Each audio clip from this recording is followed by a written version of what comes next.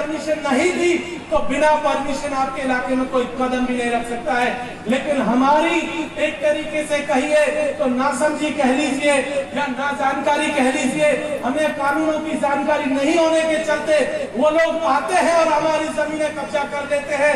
और जब तक कि हमें पता चलता है बहुत देर चुप हो चुकी होती है। और प्रशासन में भी जो लोग बैठे हुए हैं, बहुत दुर्भाग्यपूर्ण बात है कि उन्हें भी आदिवासी कानूनों के बारे में रत्ती भर भी जानकारी है।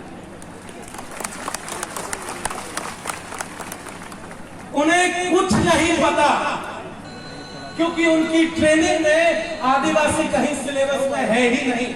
उन्हें दो चीजें सिखाई जाती है बस, कि डंडा कैसे भांजा जाएगा, लाठी कैसे चलाई जाएगी और बॉस का ऑर्डर कैसे माना जाएगा। इसके अलावा उन्हें कुछ नहीं आता।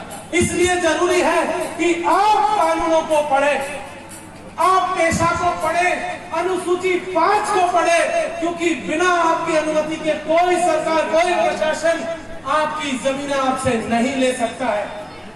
जो ताकत हमारे संविधान ने इस कलम में दी है, इस किताब में दी है, दुनिया में किसी के पास वो ताकत नहीं है।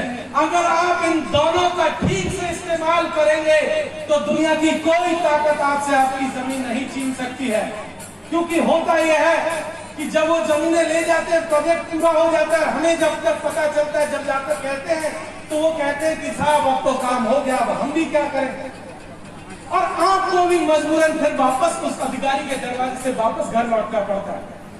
मैं यहाँ से ये कह देना चाहता हूँ कि आने वाले दिनों में जब कभी इस तरीके की कोई बात आए तो सबसे पहले आप अपने गांव के जो मुखिया हैं उनसे बात करें, पढ़े लिखे लोगों से बात करें और जाने कि इन जमीनों को किस तरीके से हड़पा जा रहा है, इन्हें हम बचा कैसे सकते हैं।